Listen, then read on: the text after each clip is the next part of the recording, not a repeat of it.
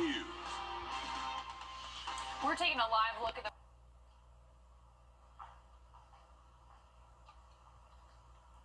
Alrighty, moving things along. The Aiken County coroner has identified a victim of a stabbing on Edgefield from Friday. They say 36-year-old Jeffrey Stotshill was stabbed during a fight with a family member. Coroner Abel says he died at the scene, and officials are continuing their investigation.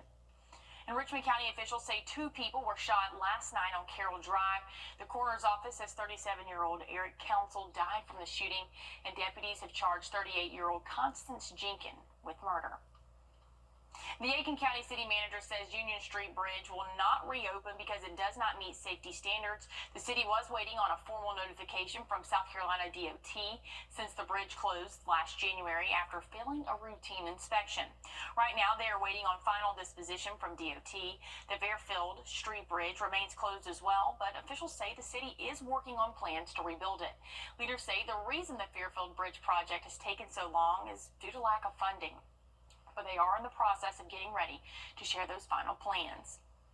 And students slated for Bel Air Middle School will continue to learn at Langford longer than Richmond County school leaders planned for. The school system says they are looking at October 21st as the new opening date. Nearly a month after its prior targeted date of October 1st, the Richmond County Board of Education will host a committee walkthrough of the middle school on October 2nd.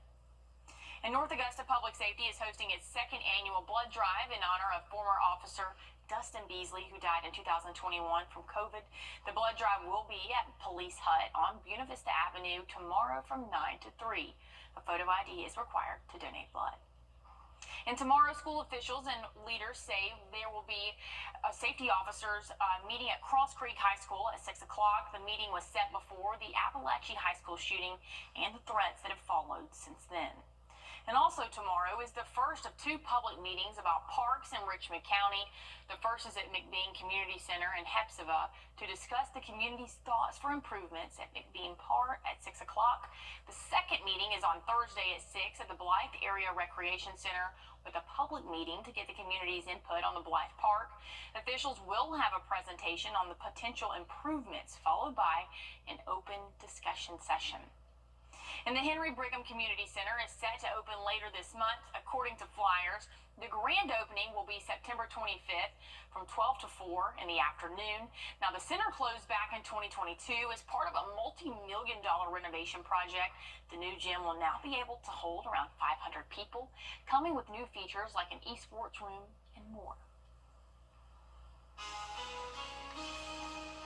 And politicians in both parties are...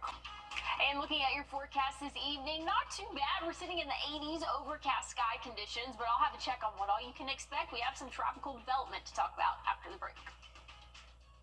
We can't pay them. Now, your First Alert weather with meteorologist Emily Acton. Well, let's take a look at current weather conditions right now. Sitting at 81, feels like 82. Check out those winds, though, coming from the east at about 11 miles per hour. Pretty windy out there. Here's a look at Beach Island right now. You can see the overcast sky conditions, but there's been a little bit of break in the clouds today, and we've seen at least a little bit of sunshine, and that's been a nice change from what we have seen really the past couple of days for us. Now, there's a few isolated showers possible, and that trend's going to continue as we go throughout our evening and even into the overnight hours for us, and we can say thanks to that due to potential tropical cyclone 8. A little bit of a mouthful there, but not quite a named storm just yet, but does have the potential to continue to organize and strengthen, but that's kind of giving us a little bit of this rain. You can see pretty far away from the low center of that system there, but this is what we can expect over the next couple of days. Maybe an isolated shower or two as that system makes its way onshore. Could have a little bit of rainfall late Monday, possibly even again early Tuesday morning, but I think most of us are going to stay dry over the next couple of days and really relatively calm conditions for the start of our week. But again, this is what we're talking about. Potential tropical cyclone 8 has the potential, if you can believe it, to become a named storm before it makes landfall here around Monday afternoon. That'll continue to track north and westward for us, but Overall, not a very strong storm, not very well organized, but we could see some stronger wind gusts. Because of that, wind speeds could be up to 20, maybe 25 miles per hour for your Monday. Tuesday looking a little bit better. We'll kind of drop off to around that 10 to maybe 15 mile per hour range for your Tuesday, so not too bad. Now, this is the last week of summer, if you want to call it that. Fall officially starts next Sunday, but let's check out the next 7 days. We're going to be feeling pretty warm. We'll be in those middle and upper 80s by the middle of the week, and by the end of the week we could be close to 90 again. I hope that we don't see it. I don't think we will, but we're going to be in those upper 80s, so pretty close. Overnight lows will be in those lower to middle 60s. Once we get into the weekend, small chance of rain there, but I think the best chance of rain is really probably going to come on Wednesday. But like I said, fall is starting next week. I'm excited for it, and hey, to start off fall, we're going to see those temperatures drop pretty significantly. We'll be in the lower 80s by the start of next week. The presidential race is heading toward, and no one likes to think about end-of-life care, but end-of-life doulas have been on the rise since the pandemic. They are certified non-medical professionals who provide support to terminally ill patients and their families. One doula in North Dakota who worked in hospice care for nearly 30 years spoke about what made her look into this. The whole sacredness of this big milestone event was being overlooked. To make them comfortable and peaceful and help the family prepare for the death is rewarding in of itself. The National End-of-Life Doula Alliance says there are more than 1,500 doulas in the U.S., Puerto Rico, and 13 other countries. And the suspect for the murder of the 4 University of Ohio students was moved from Moscow, Idaho to Boise, where his trial will begin next summer. Brian Kohberger's move comes after the state Supreme Court agreed to a change of venue and a new judge. His defense team argued the intense pre-trial publicity tainted potential jurors' views against him. Kohberger faces 4 murder charges, and a judge entered a not guilty plea on his behalf. And you could see driverless cars in Atlanta in 2025, and that's because Uber and Waymo are partnering to offer robo-taxi rides in Austin, Texas, and Atlanta early next year. The robot rides will only be available through Uber's app in Atlanta. Uber is facing pressure from investors to step up its autonomous vehicle use ahead of Tesla's planned robo-taxi event on October 10th. And the Polaris Dawn crew splashed down on Earth today. And this, you can see on your screen, is the first ground view of the Dragon capsule making its way back, entering the Earth's atmosphere. Now, the crew came back off the coast of Florida just after 3 this morning. After nearly 5 days in orbit, that landmark mission was commanded by a billionaire tech entrepreneur, and it included the first ever private civilian spacewalk and was the furthest space flight since the Apollo 17 moon mission. The latest mission makes crew members Sarah Gillis and Anna Mimon the most well-traveled women in history. During the mission, the Polaris Dawn crew tested a new spacesuit to protect astronauts from radiation in extreme temperatures, but it also tried out a new high-speed internet system. And OpenAI has unveiled a new model it says can reason and solve problems better than its previous models. The ChatGPT maker says the new model can reason and, quote, think much like a person. This version is the first in its series called OpenAI 01. It was released earlier this week as a preview, and the firm expects regular updates and improvements as it becomes more available to ChatGPT users. An adorable baby hippo is going viral. More in her moment. Just a second. What is GMFB?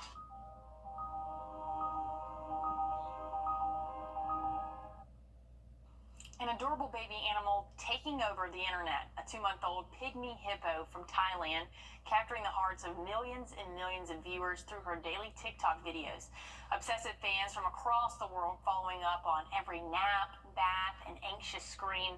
The social media icon even moving into fashion and makeup. NBC News' Ellison Barber reports. At just 2 months old, this little baby hippo is already an internet giant. Her fans following and resharing every moment, from these panicked expressions To her new front teeth, Time magazine calling her an icon and a legend, proclaiming she is the moment. Meet Mu Dang, a baby pygmy hippo from Thailand. Her name, which roughly translates to bouncy pig or pork patty, was chosen by popular vote at the Kaukio Open Zoo. Since her rise to fame, attendance at the zoo has doubled on weekends.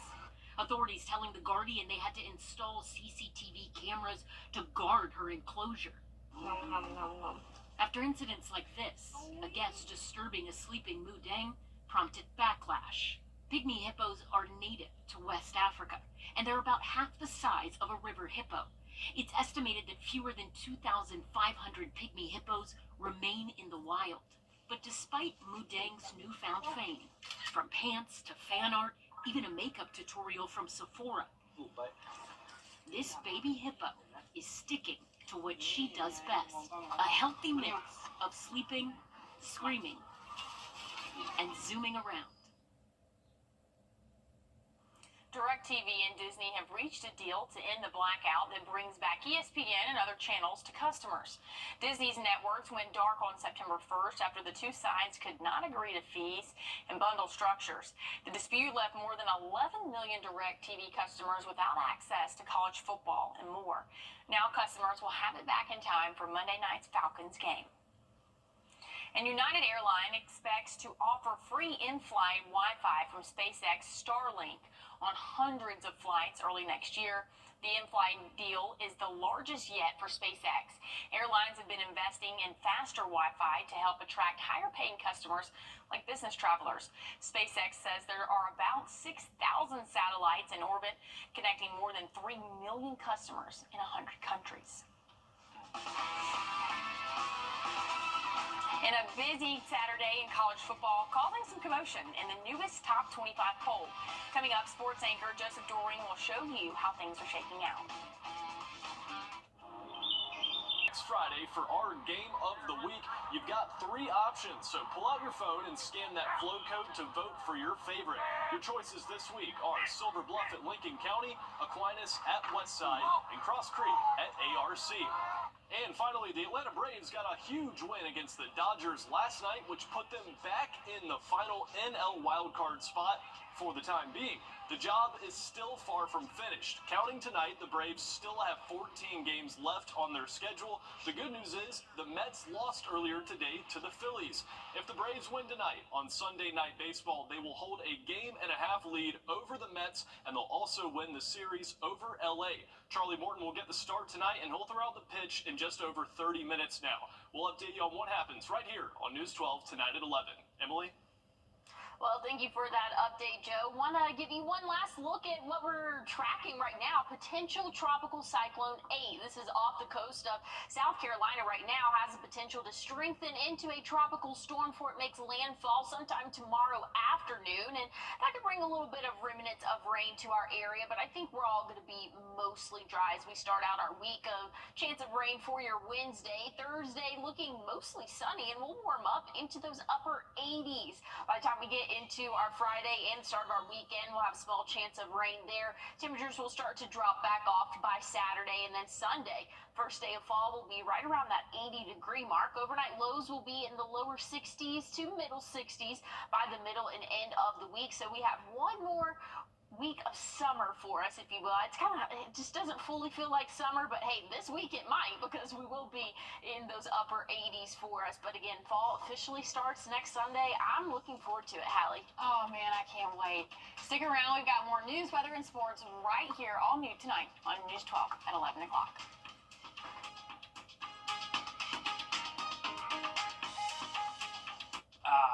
This is the life. Honey, aren't you worried about these medical bills from the accident? Not at all. I called George Singh Injury Lawyers because they have the experience to help us get our money faster. It's been a breeze since I called All Nines. Hurt? Call All Nines now. When you dig deeper, because getting to the truth is what matters. When trust is earned every day. When being behind the desk just isn't enough. When you know there are problems, but look for those finding solutions.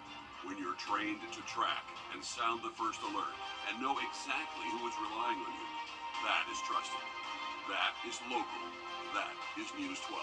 Proud to be recognized with a National Edward R. Murrow Award for overall excellence. Proud to be on your side. Whenever I felt I had a question, they were always